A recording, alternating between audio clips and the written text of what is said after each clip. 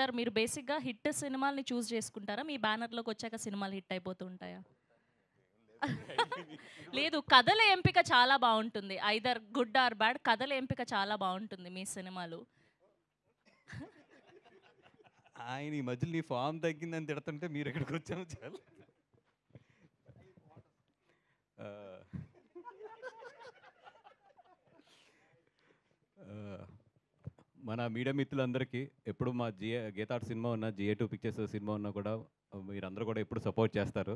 మళ్ళీ ఈ సినిమా కూడా ఈ రోజు నుంచి ఆ ప్రస్థానం స్టార్ట్ అయ్యింది. మీ అందరికీ తెలిసిందే, ఇక్కడ నుంచి ఒక 10-15 ప్రెస్ మీట్లు ఇవన్నీ కూడా ఉంటాయి. సో ఎప్పుడులాగే అన్ని సినిమాలకి మా కోఆపరేట్ చేసినట్టు ఈ సినిమా కూడా కోఆపరేట్ చేసి ఈ సినిమాని కూడా జనాల్లోకి తీసుకెళ్లాలని చెప్పి ముందు ఆ, మా మిత్రులందరినీ కూడా కోరుకుంటున్నాం. అదేవిధంగా అన్ని సినిమాల కన్నా కూడా ఈ సినిమా ఎందుకు ఇప్పుడు నేను బాగా ఇష్టపడుతున్నాను అంటే కనుక, నాకు ఇష్టమైంది ఎప్పుడు కూడా ఫన్. మీరందరూ కూడా చూసుంటారు. ఎంత సీరియస్ విషయంలో ఉన్నా ఏదున్నా కూడా దాన్ని కూడా ఒక ఫన్ గానే, ఒక ఎంటర్‌టైన్‌మెంట్ గానే నేను అరవింద్ గారు మాట్లాడుకుంటూ ఉంటాం ఒక విషయాన్ని. మాకు ఏదన్నా వర్క్ నుంచి రిలీఫ్ ఉందంటే గనక ఆ ఎటకారం, ఆ జోకులు, ఒక సీరియస్ సిట్యుయేషన్‌లోంచి కూడా ఒక పాజిటివ్‌నెస్ తీసుకొని దాని నుంచి ఎదరికి తీసుకెళ్తాం అనేది అరవింద్ గారి దగ్గర నుంచి నేను చాలా నేర్చుకున్నానది. అంటే ఎంత కష్టంలో ఉన్నా కూడా ఒక్క జోక్ మనల్ని చాలా రిలీఫ్ చేస్తది. అట్లాంటిది ఈ సినిమా నేను ప్రామిస్ చేస్తున్నా. GA2 పిక్చర్స్ నుంచి గాని, గీతార్ట్స్ నుంచి గాని ప్రామిస్ చేస్తున్నా. థియేటర్‌లో వచ్చిన ప్రతి వోళ్ళకి బయటికెళ్ళేటప్పుడు మాత్రం బొగ్గ మాత్రం నొప్పి పెట్టే పంపిస్తాం. అదైతే మాత్రం షూర్ 100% అది. అది అరవింద్ గారి గ్యారంటీ, నా గ్యారంటీ, GA2 గ్యారంటీ. కంపల్సరీ బొగ్గ కొంచెం ఇంకా గట్టిగా నవ్వేవాళ్ళు ఎవరికన్నా ఉంటే గనక ఇదేమంటారు స్టమక్ మజిల్ అంటారండి దీన్ని. ఈ 2 మాత్రం నొప్పితోనే బయటికెళ్తారు. అరవింద్ గారు ఎప్పుడు నేను సినిమా తీస్తున్నా కూడా కథేంటి, కథేంటి, కథేంటి అని అడుగుతున్నారు ఎక్కువ. అందుకే ఈ పూట అసలు కథ పెట్టుకోకుండా చాలా జాగ్రత్తగా అరవింద్ గారికి ఒకటే చెప్పాను. సార్ 2 అవర్స్ ఒక అబ్బాయి నాకు కథ చెప్పాడు. అంజి. నేను అతను కథ చెప్పుతుంటే 3 సార్లు కథ కాదు సారీ. ఒక సినిమా చెప్పాడు నాకు 2 అవర్సు. 3 సార్లు నాకు నెప్పెట్టి ఆపమని ఒక టీ తాగి మళ్ళీ కూర్చున్నాను. ఫస్ట్ టైమ్ సార్ నాకు ఒక కథ ఇని 2 రోజులు నాకు ఇక్కడ పెయిన్ వస్తుంటే ఆ సినిమా అంటే పెయిన్ వస్తుంటే అతను తలుచుకున్నా అమ్మ ఎంత నవ్వించాడురా బాబు అని చెప్పి. నేను నవ్విన దాంట్లో ఒక 50% థియేటర్‌లో 100% నవ్వినా కూడా ఈ సినిమా చాలా పెద్ద హిట్టు. సినిమాని చూసాను రీసెంట్‌గా. ఎందుకంటే నేను ఎలక్షన్ బిజీలో ఉన్నా, ఎంత బిజీలో ఉన్నా కూడా చైతన్య గారు మాకు ఏమ్మా ఎవరు అంత గట్టిగా నవ్వారు? నిజంగా బిజీగా ఉన్నాయి బాబు ఎలక్షన్‌లో పని చేశాను నేను. ఆ! చైతన్య గారు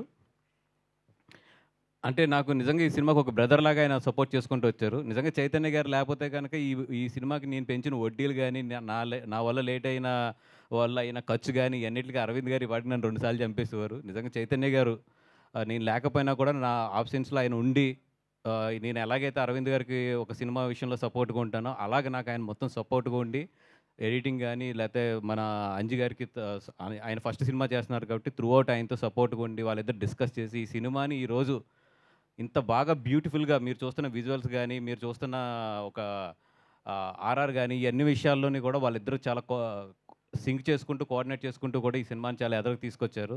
థ్యాంక్ యూ చైతన్య గారు. మీ ఎఫర్ట్ 100% ఇందాక అరవింద్ గారు చెప్తున్నాను నేను మీ గురించి. అంజి ఆహ్, అంజిని చూస్తేనే నాకు నవ్వొస్తదండి.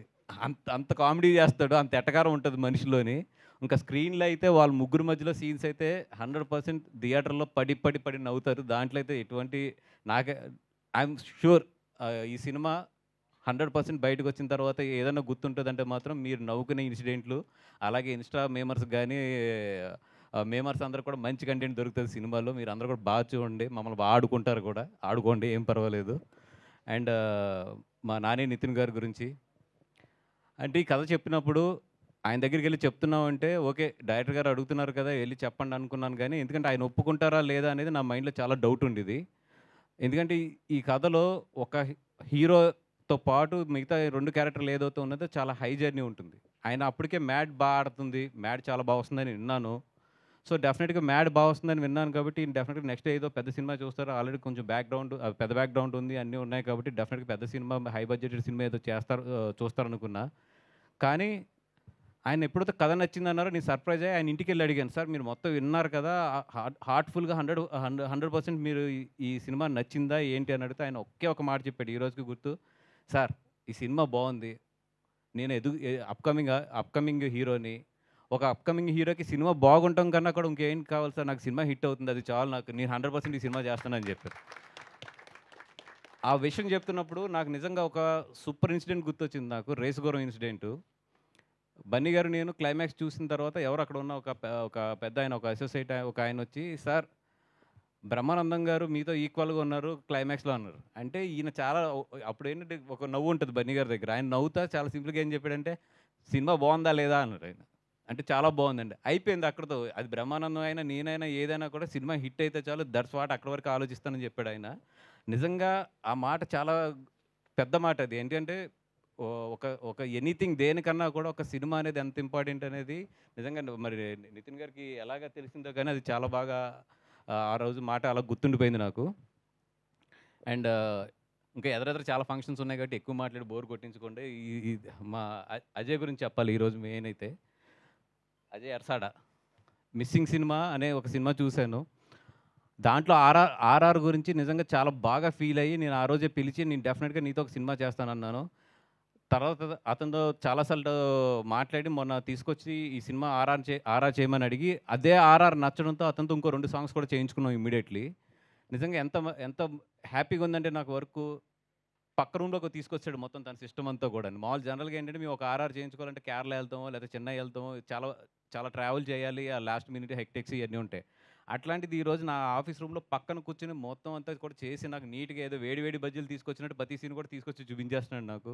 నిజంగా థ్యాంక్ యూ అర్షద్, నాకు చాలా స్ట్రెస్ పని తగ్గించారు మా అందరికీని. అండ్ డెఫినెట్‌గా హైదరాబాద్‌లో ఉన్న మ్యూజిక్ డైరెక్టర్స్ అందరూ ఎంత మంచి జర్నీ చేశారో ఇప్పుడు వరకు. ఇంకో మ్యూజిక్ డైరెక్టర్ కూడా మన ఇండస్ట్రీకి హైదరాబాద్ నుంచి యాడ్ అవుతున్నాడు. నిజంగా ఒక థ్యాంక్ యూ సో మచ్ ఇది. అండ్ ఇంకెవరన్నా సురేష్ బేబీకి రాశారు, ఇప్పుడు ఆయకి కూడా రాశారు. మంచి హ్యాండ్, డెఫినెట్గా ఈ సినిమా కూడా అంత హిట్ అవ్వాలని నేను కోరుకుంటున్నాం. మా కసిరెడ్డి అండ్ అంకిత్ గురించి అయితే చాలా మాట్లాడాలి. వీళ్ళిద్దరి గురించి ఇప్పుడు మాట్లాడే కన్నా కూడా నేను టీజర్ రిలీజ్ అయిన తర్వాత మాట్లాడతాను, అందుకని రిజర్వ్ చేస్తున్నాను అది. అండ్ టీం మొత్తానికి కూడా all the best and thank you so much. Thank you అండి, thank you so much. And మీరు చెప్పలేదు మేము ఫ్రెండ్స్ అండి అని, స్టార్టింగ్లో చెప్పమని చెప్పాను, అదొక్కటి చెప్పరా ప్లీజ్. మేము ఫ్రెండ్స్ అండి. That's so lovely, thank you అండి.